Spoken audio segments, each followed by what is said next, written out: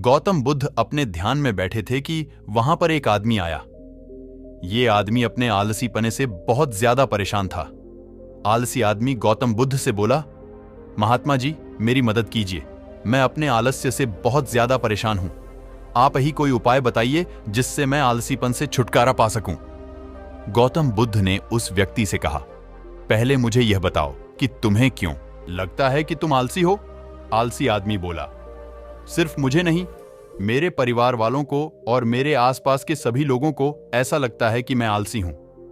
गौतम बुद्ध ने फिर उससे पूछा, क्या तुम जानते हो आलस्य होता क्या है?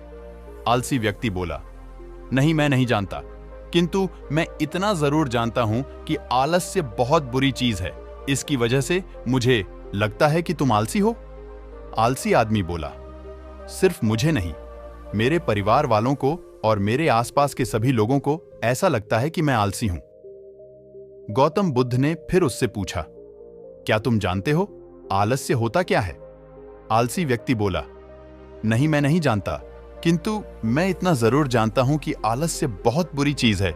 इसकी वजह से मुझे बहुत नुकसान हुआ है जीवन में। गौतम बुद्ध बोले, जिस परेशानी से तुम छुटकारा पाना चाहते हो, पहले उसके बारे में पूरी जानकारी ले लोगे तो उससे छुटकारा पाना आसान हो जाएगा।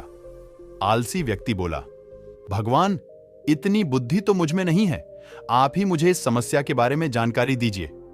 गौतम बुद्ध बोले, आलस्य एक मानसिक अवस्था है, एक विचार है जिसे जाने अनजाने में हम खुद ही जन्म देते हैं। आलस्य दो मूलभूत कारणों की वजह से ही जन्म लेता है, एक है शारीरिक और दूसरा मानसिक।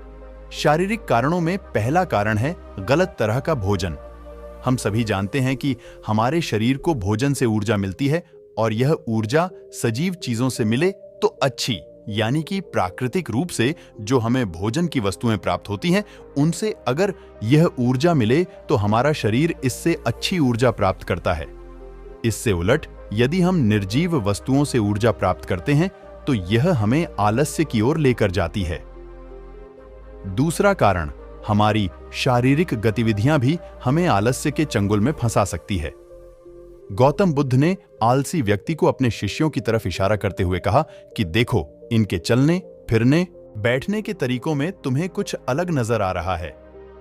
जब आलसी व्यक्ति कुछ समझ नहीं पाया, तब गौतम बुद्ध ने उससे कहा, मेरे शिष्य जब भी बैठते हैं तो वे रीढ़ की हड्डी को एकदम सीधा रखते हुए बैठते हैं। चलते हैं तो उनके दोनों पैरों के बीच अच्छे से संतुलन बना रहता है, और जब वह सोते हैं तो उनका शरीर एकदम शिथिल रहता है। ऐसा करने से उन्हें रात्रि में एकदम सही तरीके से नींद आती है। आलसी व्यक्ति बोला, लेकिन नींद तो आलस्य का की एक स्वरूप है। बुद्ध बोले, हां, अगर उसे ज्यादा मात्रा में लिया जाए तो। बुद्ध ने इस बात को आगे बढ़ाते हुए कहा, नींद कम मात्रा में लोगे तो तुम्हें अगले दिन थकान महसूस होगी और ऐसा करने से ज्यादा आलस्य शरीर में आएगा। नींद ज्यादा लोगे तब भी यही परिणाम होगा। इसीलिए नींद को ना ज्यादा ना कम, एकदम सही मात्रा में लेना अति आवश्यक है। आलसी व्यक्ति बोला, हां, यह तो मैंने भी अनुभव किया है। बुद्ध बोले, अब मानसिक कारणों के बारे में जान लो। मानसिक कारणों में सबसे पहले हैं हमारी पुरानी गलत धारणाएं। अक्सर ऐसा होता है कि हम पहले जिन कामों में असफल हो चुके हैं, हमारे अंदर ऐसी भावनाएं बन जाती हैं कि हम उस काम में हमेशा असफल होते रहेंगे, जिस वजह से हमें उस काम को करने में आलस आता है। ऐसी धारणाओं से छुटकारा पाने का एकमात्र उपाय यह है कि हमें अपने मन को यह समझाना चाहिए कि पिछली बार हम जब उस काम में असफल हुए थे तो हम उसके बारे में जितना जानते थे, अब हम उस काम के बारे में उससे ज्यादा जानते हैं, क्योंकि असफल होने के बाद हम उससे काफी कुछ सीखे भी है। बुद्ध बोले, दूसरा कारण है आलसी और कामचोर लोगों की संगत। कई बार ऐसा होता है कि हम आलसी नहीं होते, मगर जिनके साथ हम रहते हैं हम उन जैसे बनने लगते हैं। इससे छुटकारा पाने का उपाय बहुत सरल है। कामचोर और आलसी व्यक्तियों से दूर रहो। ऐसे व्यक्तियों की संगत में रहो जो अपने काम को बड़ी लगन से करते हैं और तुम्हें कुछ सिखा पाए। गौतम बुद्ध ने तीसरा कारण बताते हुए कहा, यह कारण आलस्य के लिए सबसे बड़ा कारण है, काम को कल पर टालते रहना। यह कारण इतना शक्तिशाली है कि किसी भी व्यक्ति को बर्बाद कर सकता है। इससे बचने का सबसे आसान उपाय यह है कि जो काम जितनी जल्दी संभव हो उतनी जल्दी कर दिया जाए। गौतम बुद्ध ने आलसी व्यक्ति से एक सवाल पूछा।